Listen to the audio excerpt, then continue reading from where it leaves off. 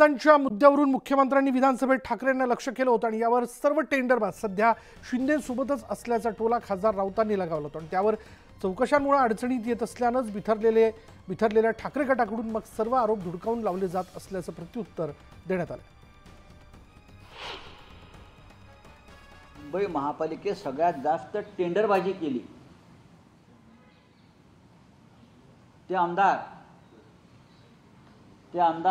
आणि तेव्हाचे स्टँडिंग कमिटीचे चेअरमन हे त्यांच्या मागेच बसले होते का हे सांगताना त्यांच्या मागेच बसले होते ज्यांनी सगळ्यात जास्त टेंडरबाजी केली, लक्षात घ्या।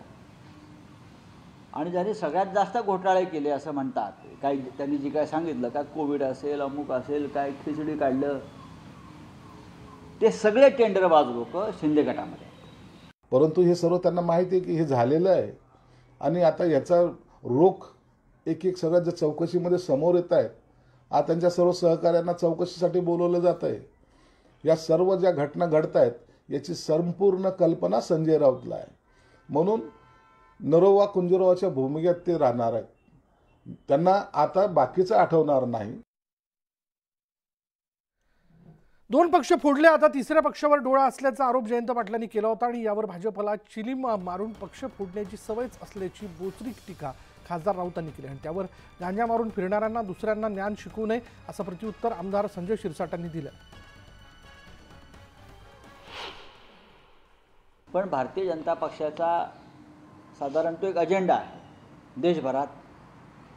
उद्या यातले काही लोक परदेशात जाऊन परदेशातले पक्षही फोडतील, कारण ते त्या नशेत धूत आहेत। पक्ष फोडण्याची एक चिलीम त्यांच्याकडे आहे, ते चिलीम मारून ते पक्ष फोडायला निघतात त्या धुंदीत आणि त्या नशेत।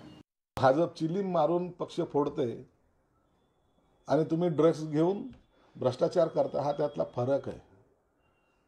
गंजिटी सारखे तुम्ही ते ड्रग्सच्या नशेमध्ये असल्यासारखे तुम्ही वावरतायत आणि त्या असलेल्या उठाभाव गटाची वाट लावतायत। कधीतरी याची लाज स्वतःला वाटू द्या। आपण काय केलंय याचा जर तुम्ही आलेख जर पाहिला ना, तर पश्चातापाशिवाय तुमच्या हातात काहीही लागणार नाही। 1993